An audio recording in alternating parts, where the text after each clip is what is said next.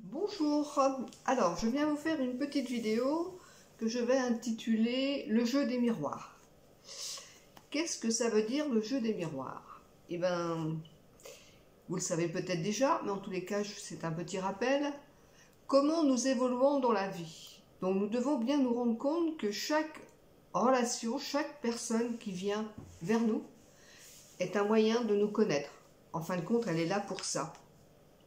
Elle nous reflète qui nous sommes. Alors c'est pas toujours sympathique, puisque des fois on rencontre l'autre et on se dispute, ou alors il y a des mots qui sont plus violents que d'autres, qui nous affectent. Mais si nous sommes sincères avec nous, et si nous osons comprendre le processus de la vie, nous comprenons que si cette personne nous dit quelque chose qui vient nous faire mal, nous mettre en colère, nous faire souffrir, c'est qu'il y a quelque chose à l'intérieur de nous qui est caché et qui nous fait souffrir.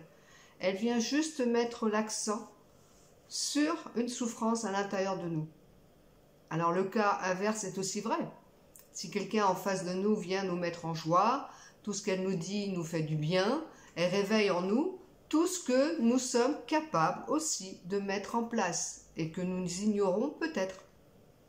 Un exemple pour illustrer cela.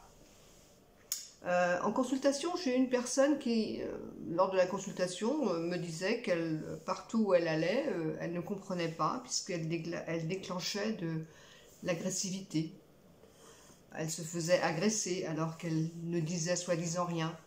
Donc, bien sûr, je lui ai fait comprendre qu'il y avait certainement des colères enfouies en elle et qu'il y avait une résonance qui se faisait à ce moment-là. Non, non, non, non, non, elle n'était pas d'accord. Elle disait non, non, je vais très bien. Bon, bah, écoutez, on passe, hein, on n'est pas là pour enfoncer un clou, juste pour éclairer.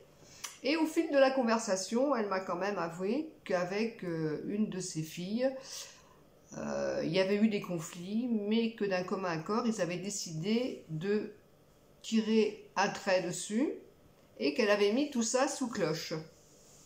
Et là, vous comprendrez bien que sous cloche, ça veut bien dire ce que ça veut dire. Ça veut dire que tout ça est resté en elle et qu'elle a mis un couvercle dessus.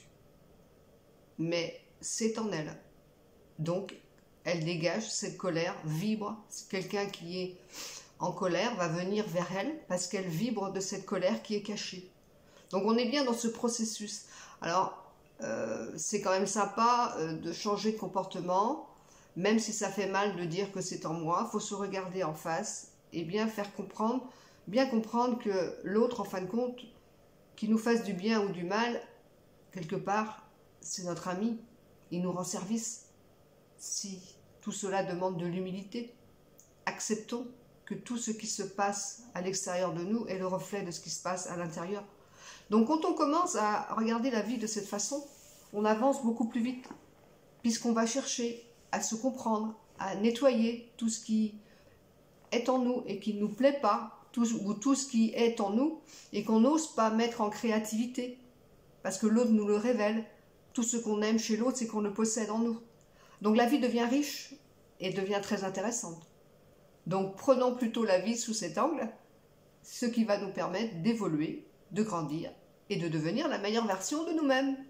Voilà, allez, bisous et belle journée à vous!